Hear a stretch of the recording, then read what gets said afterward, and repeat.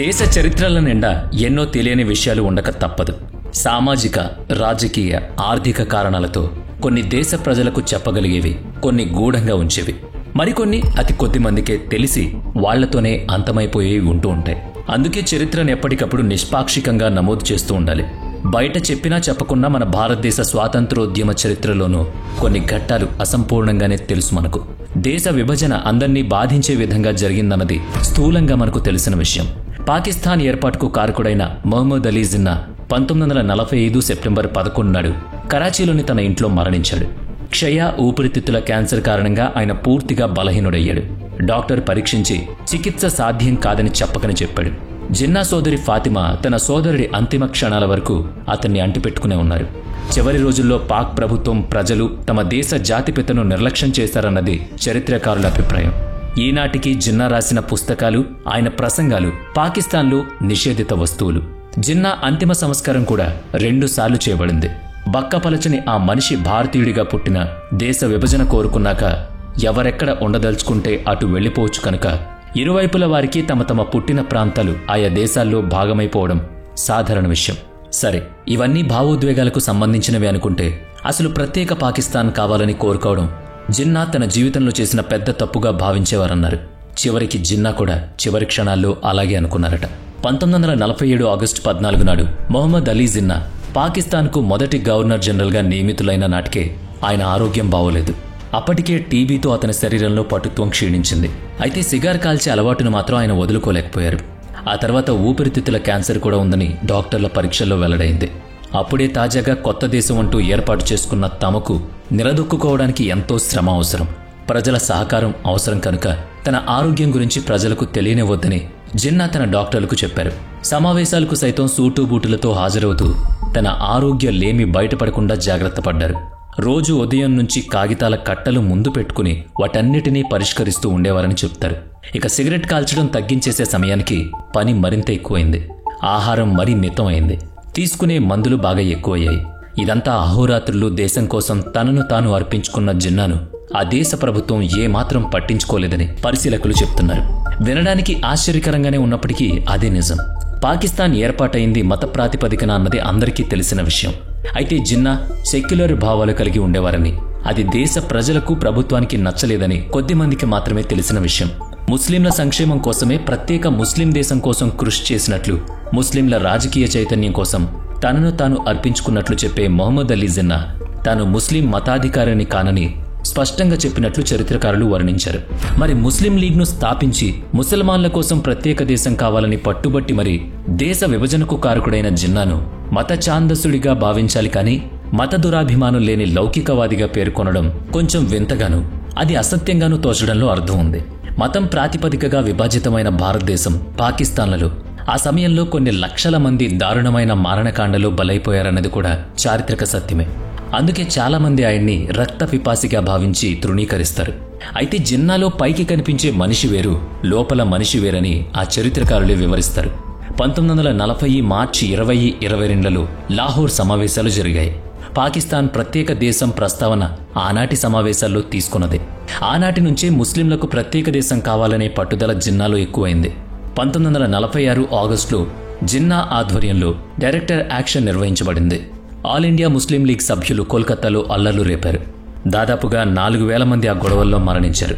కోల్కతా కిల్లింగ్స్గా పేర్కొన్న ఆనాటి దారుణ మారణకాండ జిన్నా ప్రోద్బలం లేకుండానే జరిగిందని చెప్పడం కుదరదు. ఆందోళన నిర్వహించడం వేరు, ఆ వంకన సాధారణ ప్రజల్ని పొట్టనబెట్టుకోవడం వేరు. దేశ విభజన జరగాలి, ముస్లింలకు ప్రత్యేక దేశం కావాలన్నది ముస్లిం లీగ్ నినాదం. హిందూ ముస్లింలిద్దరూ కలిసిమెలిసి జీవించలేరన్నది జిన్నా దృఢ నమ్మకం. కనుకనే దేశం ముక్కలయ్యేదాకా అతను తన పట్టు వదల్లేదు. ఇదంతా కేవలం ముసల్మాన్ల సంక్షేమం కోసమేనన్నది అతని ఉవాచ. వ్యక్తిగతంగా తాను మత పెద్దను కాదని కూడా అతను ఎప్పుడూ చెప్పేవాడు.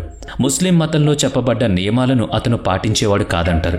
ప్రసిద్ధ రచయిత ఖాలిద్ లతీఫ్ గోబా తన రచనల్లో జిన్నా గురించి ప్రస్తావిస్తూ అతనికి నమాజ్ ఎలా చేయాలో కూడా ఒకరు చేసి చూపించాల్సిందే అని పేర్కొన్నారు.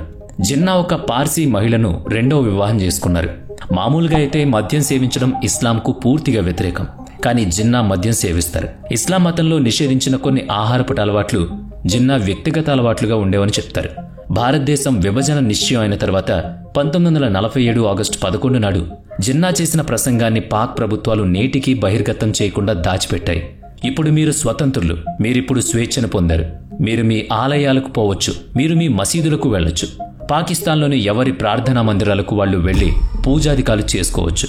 మీ మతం, జాతి, వంశాలతో దేశానికి ఎటువంటి సంబంధం లేదు. పాకిస్తాన్లోని అల్పసంఖ్యాక ప్రజలు దేశం పట్ల నిజాయితీగా, విశ్వసనీయంగా ఉన్నంత వరకు ఈ దేశం వారిని అన్ని విధాలుగా ఆదుకుంటుంది. వాళ్ళు ఎవరికీ భయపడాల్సింది లేదు. ఇరు వర్గాల మధ్య ఎలాంటి భేదభావాలు కానీ, వేరుపాటు ధోరణి గాని పాటించబడదు. ఒక దేశ పౌరులందరూ సమానమే అన్న సూత్రం ప్రాతిపదికన రాజ్యాంగం నడుస్తుంది అని జిన్నా కొత్తగా ఏర్పడనున్న దేశాన్నుద్దేశించి మాట్లాడినట్లు చెప్తారు. హిందూ ముస్లిం భాయ్ భాయ్ అనే పురాతన నినాదం మళ్లీ సరికొత్తగా మేల్కొందని భావించారు.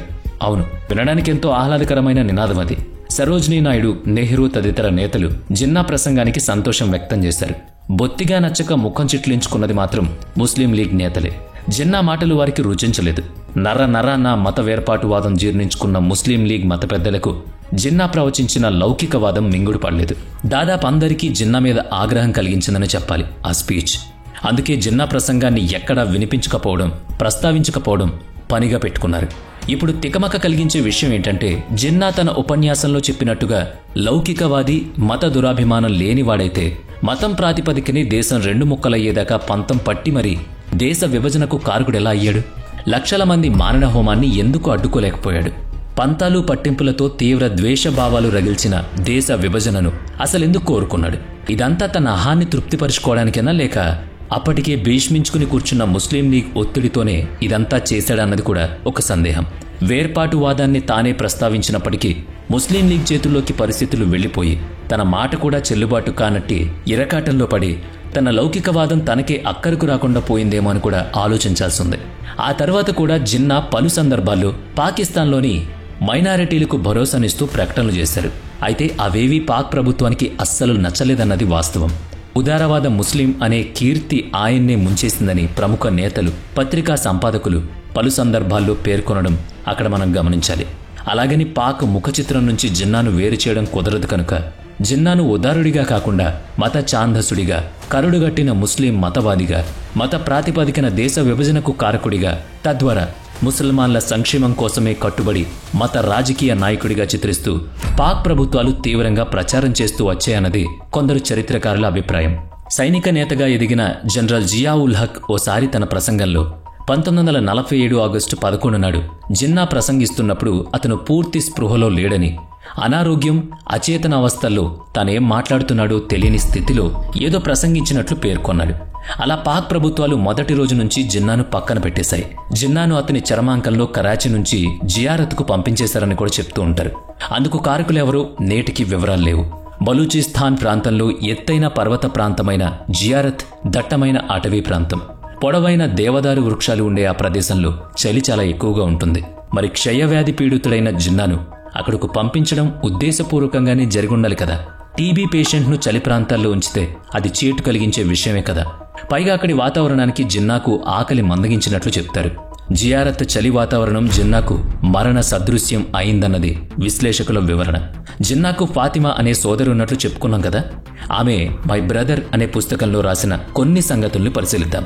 1948 సెప్టెంబర్ 11 సాయంకాలం 4:15 జిన్నాను తీసుకుని కరాచీ విమానాశ్రయం చేరుకున్నామని, అక్కడ తమ కోసం ఒక మిలిటరీ అంబులెన్స్ సిద్ధంగా ఉందని, తాను, ఒక డాక్టర్, ఒక నర్స్ వెంట ఉన్నామని, జిన్నాకు మందులు, ఆక్సిజన్ అందిస్తూనే ఉన్నారని, అయితే మార్గం మధ్యలో ఇంధనం అయిపోయి అంబులెన్స్ వాహనం నిలిచిపోయిందని ఆమె పేర్కొన్నారు. విమానాశ్రయం నుంచి అరగంట దూరంలో ఉన్న నివాసానికి చేరుకోలేనంత తక్కువ ఇంధనంతో అంబులెన్స్ ఏర్పాటు చేయడం విచిత్రం. పంతం పట్టి పాకిస్తాన్ ఏర్పాటయ్యేదాకా ఊరుకోనే నాయకుడు ఇంధనం లేని వాహనంలో రహదారి మీద నిలిచిపోవడంతో దిక్కుముక్కు లేనివాడవడం అతి విచిత్రం. చాలాసేపటి తర్వాత వచ్చిన మరో అంబులెన్స్లో జిన్నాను గవర్నర్ జనరల్ బంగ్లాకు తీసుకువెళ్లి పడుకోబెట్టగా అక్కడికొచ్చిన డాక్టర్ అతన్ని పరీక్షించి పెదవి విరిచాడు. మరణం నిర్ధారణ అయ్యుండొచ్చు గాని ఊపిరి ఉన్నంత వరకు అయితే చికిత్స అందించాలి కదా. ఆ డాక్టర్ ఆ పని చేయకపోగా జిన్నాను ఫాతిమాకు అప్పగించి వెళ్లిపోయాడు. ఆ రోజు రాత్రే జిన్నా చిట్ట చివరి శ్వాస తీసుకున్నారు. ఆ తర్వాత పాక్ ప్రభుత్వం అతన్ని వదిలిపెట్టలేదు. మహమ్మద్ అలీ జిన్నాకు అంతిమ సంస్కారాలు అతని సోదరి ఫాతిమా జిన్నా నిర్వహించారు. అతి తక్కువ సంబంధికులు మాత్రమే అందులో పాల్గొన్నారు. మృత శరీరానికి స్నానం చేయించి గవర్నర్ జనరల్ బంగ్లాలోనే నమాజ్ నిర్వహించారు. ఆ తర్వాత జిన్నా కళేబరాన్ని పాక్ ప్రభుత్వానికి అప్పగించగా ప్రజల సంక్షేమంలో మరోసారి అంతిమ సంస్కారం చేయబడింది. మరి ఈ విషయంలో దాపరికం ఏముందని అనుకోవచ్చు? ఉంది. జిన్నా షియా ముస్లిం. అయితే పాకిస్తాన్ జనాభాలో సున్నీ ముసల్మాన్లు సంఖ్యాధికంగా ఉన్నారు. అందువల్ల ఫాతిమా తన సోదరుడి అంతిమ సంస్కారాల్ని షియా ముస్లింల పద్ధతిలో రహస్యంగా నిర్వహించి ప్రభుత్వానికి అప్పగించగా మొత్తం ప్రపంచానికి తెలిసేలా జరిగినవి మాత్రం సున్నీ ముస్లింల పద్ధతిలో నిర్వహించిన కర్మకాండలు. అంటే జిన్నా ఉనికిని సైతం మభ్యపెట్టేలా చర్యలు జరిగాయన్నది నిర్వివాదం. కరుడుగట్టిన గుణం ఆనాటి నుంచి నేటి వరకు పాక్ పాలకుల స్వభావం అన్నది ప్రపంచానికి తెలుసు. తమ జాతిపితగా గౌరవించాల్సిన జిన్నా అస్తిత్వాన్నే మసిపూసి మారేడికాయ చేశారన్నది ఏ పరిశోధకులు వెల్లడిస్తే తప్ప తక్కిన ప్రపంచానికి తెలియరాలేదు. మరి ముస్లిం మతరాజ్యం కోసం భారత్ను 2 ముక్కలు చేసేదాకా హఠం వీడని జిన్నాను స్వదేశస్థులు అగౌరవపరిచిన తీరుతో భారత్కు నిమిత్తం లేకపోవచ్చు, కానీ అది పాక్ సంకుచితత్వాన్ని చాటుతోందని మాత్రం చరిత్రకారులు చెప్తున్నారు. అతని అసలు స్వభావాన్ని, అతని జీవితాన్ని, అతని వ్యక్తిత్వాన్ని, జన్మతహా వర్తించే కుటుంబ ఆచారాల్ని సైతం మబ్బులో ఉంచేసింది పాక్ ప్రభుత్వం. మరో విషయం ఏంటంటే జిన్నాకు అధికార వాంఛ గట్టిగా ఉండదని ప్రముఖ పాత్రికేయుడు తిలక్ దేవ్సర్ తన పాకిస్తాన్ ఎట్ ద హెల్మ్ పుస్తకంలో పేర్కొన్నారు. దేశ విభజన జరిగి పాకిస్తాన్కు గవర్నర్ జనరల్గా ప్రకటించే వరకు జిన్నాకు ఎలాంటి అధికారం లేదని బ్రిటిష్ వలస ప్రభుత్వం పేర్కొనడంతో అప్పటి భారత వైస్రాయ్ లార్డ్ మౌంట్ బాటన్ కంటే తనకు ఏ ప్రాముఖ్యత లేదని గ్రహించి జిన్నా తనకు అధికారం వచ్చేదాకా నిరీక్షించక తప్పలేదని ఆ పుస్తకంలో వివరించారు. అందుకే అంతవరకు తన ఆసనాన్ని మౌంట్ బాటన్ ఆసనం కంటే ఎత్తులో ఉంచమని పట్టుబట్టిన జిన్నా తన మొండి పట్టును వీడి ఊరుకున్నాడు. అంటే పాక్కి సర్వోన్నత నేతగా వ్యవహరించాలని అతడికి గట్టి ఉబలాటంగా ఉండేదని అర్థమవుతోంది.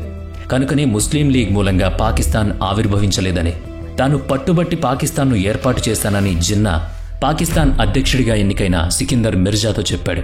అయితే తిలక్ దేవ్సర్ చెప్తున్న దాన్ని బట్టి జిన్నా తన చివరి రోజుల్లో దేశ విభజన కోసం తాను పట్టిన పంతం తప్పు అని భావించినట్లు తెలుస్తోంది. గతం గతః. ఇప్పుడు మనం జిన్నాని మన్నించొచ్చుగాక, చరిత్రను మర్చిపోవడం మాత్రం జరగదు కదా. నిజమే, చరిత్రను మర్చిపోనక్కర్లేదు. అలాగే చరిత్రను గుర్తు చేసుకుంటూ కారాలు మిరియాలు నూరుతూ కూర్చొనవసరం కూడా లేదు. అభివృద్ధి మార్గానికి అవి గీటురాళ్లు కానే కాదు, అడ్డుకట్టలవుతాయని గుర్తించి ముందుకు వెళుతూ ఉండాలి. అలాగే మన భారత సార్వభౌమత్వానికి తూట్లు పొడిచే చర్యల్ని అంతే సమర్థంగా తిప్పికొట్టే ముందుకు వెళ్లడంలో ఎంతో నేర్పు కలిగి ఉండాలి. దేశమే ప్రధానం, దేశవాసులందరూ దేశం కోసమే జీవించాలన్నది మీ అభిప్రాయం కూడా అయితే అది ఇక్కడ పంచుకోండి. ఇక ఈ వీడియో మీకు నచ్చినట్లయితే లైక్ చేయండి, షేర్ చేయండి. ఇలాంటి మరిన్ని ఇంట్రెస్టింగ్ లోతైన టాపిక్స్ కోసం మన థింక్ డీప్ ఛానల్ని తప్పకుండా సబ్స్క్రైబ్ చేయండి. నెక్స్ట్ వీడియోలో మళ్ళీ కలుద్దాం. Thanks for watching.